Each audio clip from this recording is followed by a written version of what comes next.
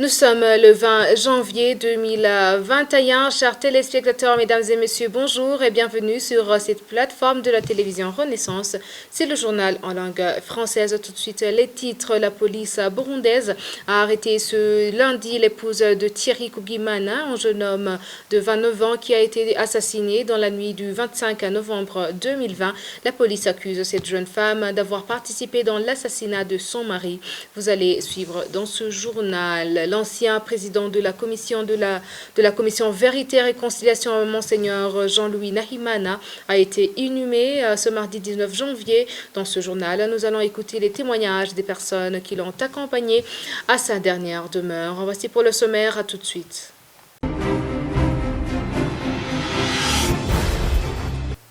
Bienvenue encore une fois dans ce journal. Page sécurité pour commencer. La police n'a jamais montré sa volonté pour que les assassins de Thierry Kubimana, qui a été tué chez lui en date du 25 novembre 2020 dans le quartier de Gasekewuye, soient connus. Pacifique Ninina Hadoué, président du FOCODE, précise que l'un des criminels a laissé sur les lieux du crime son téléphone portable qui pourrait aider la police à faire ses enquêtes. Le FOCODE demande qu'il y ait plutôt des enquêtes crédibles afin que les... Après avoir tiré sur Thierry Kubimana, les assassins ont oublié un téléphone à la résidence de la victime. Ce téléphone contenait un nombre important d'indications sur son propriétaire. Nous espérions que les appels, les messages précédant l'attaque allaient permettre à la police de mener rapidement l'enquête et de trouver les auteurs de cet assassinat. Malheureusement, pendant plus d'un mois et demi, la police semblait n'être pas intéressée à retrouver rapidement le propriétaire du téléphone. Et selon les informations que nous avons reçues, le propriétaire serait déjà un collaborateur du service national de renseignement qui aurait été utilisé dans beaucoup d'autres meurtres. Un autre élément très important, les assassins ont emporté le téléphone de la victime. Et la police a pu retrouver très rapidement ce téléphone. Le détenteur du téléphone aurait indiqué qu'il l'avait acheté, mais fort curieusement, pendant plus d'un mois et demi, la police ne semblait pas intéressée à retrouver celui qui avait vendu le téléphone. Troisième élément important, les domestiques de la victime qui avaient été rapidement arrêtés ont été libérés dès le lendemain de l'enterrement de la victime sur un ordre qui serait venu d'une haute personnalité qui ne nous a pas été communiqué. Les choses ont changé très rapidement à la fin de la semaine dernière, lorsque l'officier chargé des enquêtes a donné rendez-vous à un des proches de la victime, un rendez-vous où il a amené un homme dans son véhicule, un homme qui avouait qu'il avait participé, qu'il avait tué Thierry Kubimana. Ceci est surprenant. Comment se fait-il qu'un officier de police se permette de trimballer un criminel de ce niveau et que ce criminel est un homme qui avoue spontanément, aisément avoir commis un meurtre? Et pourquoi cet officier avait besoin de rencontrer des membres de la famille de la victime dans un lieu qui n'est pas un bureau de la police? C'est au début de cette semaine que la police a encore une fois amené des gens à la résidence de la victime, 3 hommes qui avouaient qu'ils avaient participé au meurtre, mais qui ne s'entendaient pas sur un certain nombre d'éléments concernant cette attaque.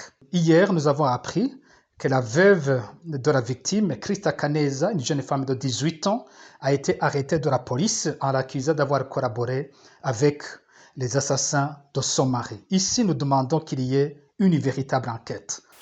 La police burundaise affirme avoir déjà arrêté 2 des 3 criminels, selon Pierre Nkurikiye, porte-parole du ministère de la Sécurité publique. L'assassinat de Thierry Kubimana a été commis avec la complicité de son épouse, qui est elle aussi aux arrêts depuis ce lundi. Poursuivant ce journal, sur la page économie, la Banque de la République du Burundi met en garde les sociétés qui commercialisent l'argent sous des formes frauduleuses, communément appelées Ikilimba, en faisant miroiter des rendements élevés à court terme. La BRB rappelle que toutes ces pratiques se font dans l'illégalité et demande au public de faire preuve de prudence et de s'assurer que leurs investissements sont effectués au sein des institutions financières autorisées par la loi. Suivez Prosper Ngendanganya, directeur de la supervision de la stabilité et de l'inclusion financière à la BRB. La Banque de la République du Burundi a été alertée de l'existence d'activités d'investissement et de commercialisation d'argent sous des formes pyramidales frauduleuses, communément appelées Ikilimba, qui consistent à collecter les fonds des investisseurs en faisant miroiter des rendements élevés à court terme et payer des rendements éphémères aux premiers souscripteurs au détriment de nouveaux adhérents. Dans ce nouveau type de pratique, les derniers adhérents perdent tout leur capital. Ces pratiques se font également sur EcoCash et Lumicash. Dans cette forme de fraude, quelques agents Lumicash et ou EcoCash collectent les dépôts du public et en prétendant qu'ils forment des tontines alors que ce sont des systèmes pyramidaux frauduleux. Ces agents fixent le montant à payer pour le nouveau membre et le nombre de personnes à recruter pour être rémunéré à son tour, et ça devient une chaîne de recrutement.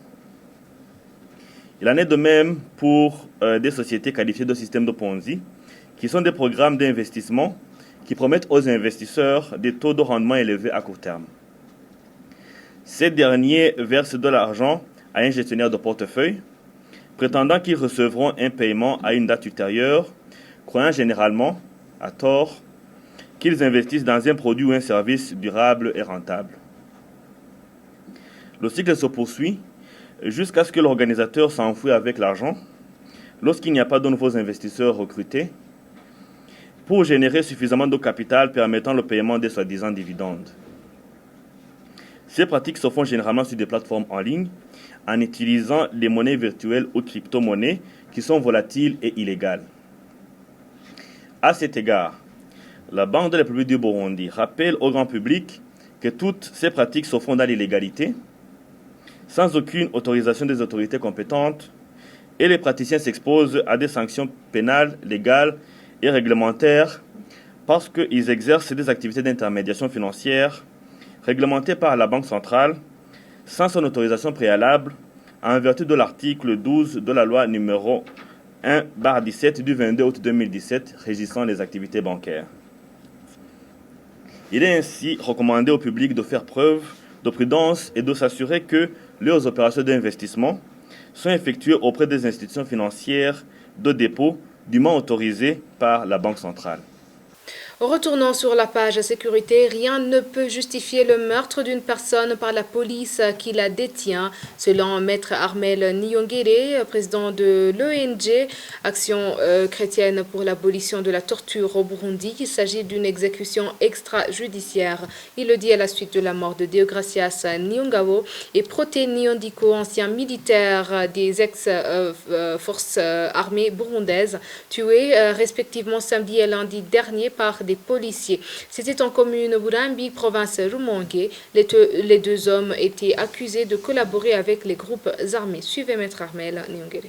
Nous avons appris qu'il y a deux anciens militaires en retraite sous le nom de Deogracias Nyongabo et Proté Nyondiko qui ont été tués par la police après avoir été arrêtés par cette même police. Donc, ils étaient dans les mains de la police.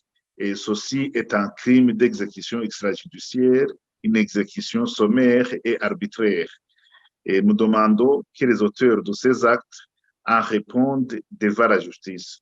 Et chaque fois qu'une personne décède ou est gravement blessée, alors qu'elle est détenue par la police ou elle est sous la main de la police, chaque exécution extrajudiciaire devrait faire objet d'une enquête impartiale. Et les membres des forces de sécurité soupçonnés de ces actes devraient être suspendus pendant le temps de l'enquête et ceux dont la responsabilité est démontrée, et ils devraient être démis de leurs fonctions et jugé par la justice.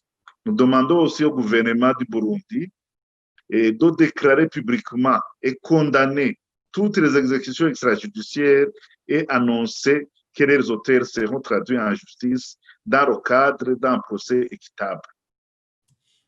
Les policiers ont justifié leurs actes par le fait que le premier aurait tenté de tuer les policiers qui l'ont abattu et que le second a été abattu alors qu'il tentait de fuir. Comment est-ce que vous considérez ces justifications?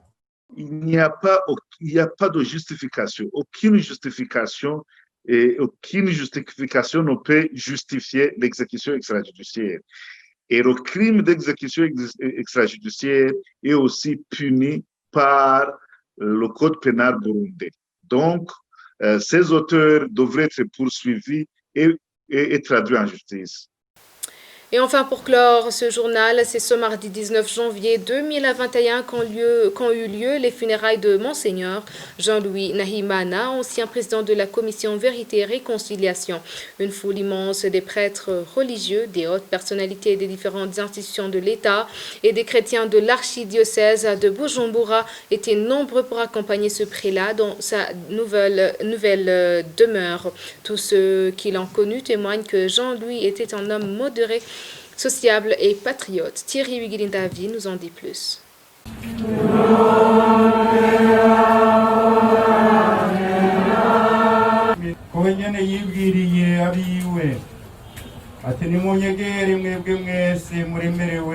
Les funérailles de Monseigneur Jean-Louis Nahimana ont commencé par un dernier hommage aux défunts. Une immense foule de chrétiens de l'archidiocèse de Bujumbura, des religieux et religieuses, la famille Dossan, certains diplomates accrédités à Bujumbura, le premier vice-président de la République Prosper Bazombanza, le ministre de l'Intérieur et de la Sécurité publique Gervin de la Kobucha, ainsi que d'autres cadres, étaient nombreux pour rendre hommage à l'ancien président de la commission Vérité et Réconciliation. La messe de Requiem a été célébrée par l'archevêque de Bujumbura, Gervais Banchimiusa, à la cathédrale Regina Mondi. Avant l'inhumation au cimetière de Grand Séminaire de Bujumbura, Abbé Deo Bizimana, ami proche de Monseigneur Jean-Louis Nahimana, a témoigné que son serviteur de Dieu était un homme intègre qui était au-dessus des clivages ethniques.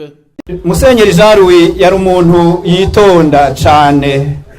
Monseigneur Jean-Louis était une personne sage et humble. Quand il tenait un débat avec un autre et que son interlocuteur haussait d'un ton, il cherchait un terrain d'entente en demandant à ce dernier de garder son calme et son humilité. Il rigolait même quand il était fâché. Monsieur Jean-Louis parlait peu dans sa vie et de sa bouche sortaient des paroles mesurées et importantes. Il disait la vérité. Dur qu'elle était, il n'avait pas peur de la prononcer dans son calme.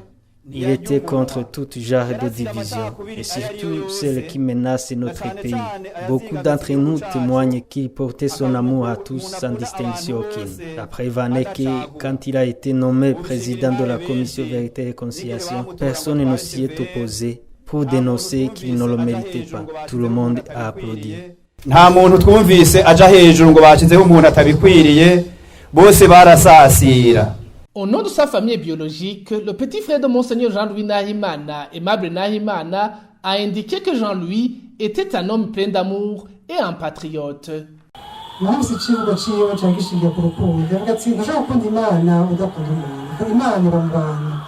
Sa vocation était l'amour. Il disait qu'on ne pouvait pas aimer Dieu sans aimer autrui, car Dieu demeure dans le cœur des personnes. Monseigneur Jean-Louis était une personne qui aimait son pays. Je me souviens quand il terminait ses études. Vous savez, quand un Burundais décroche en bourse pour faire des études dans d'autres pays, celui-ci ne revenait pas dans son pays. Mais Monseigneur Jean-Louis, là où il faisait ses études, lui a proposé d'y rester et lui offrir un travail, disant qu'il y voulait des prêtres parce qu'il a manqué. Il a refusé dans son respect pour les autres. Il a répondu que son aîné l'avait envoyé pour étudier et qu'il devrait rentrer pour aider son pays. Et de surcroît, tous ceux qui connaissaient Monseigneur Jean-Louis témoigneraient de sa convivialité.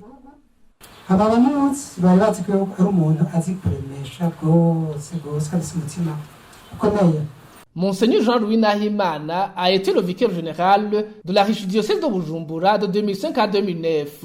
De décembre 2014 à décembre 2018, il était le président de la commission Vérité et Réconciliation.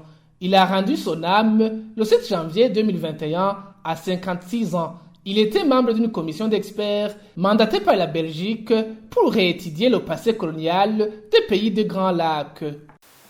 Merci beaucoup Thierry Wiglindavi. C'est par ici que prend fin ce journal. Merci de nous avoir suivis. À la prochaine édition.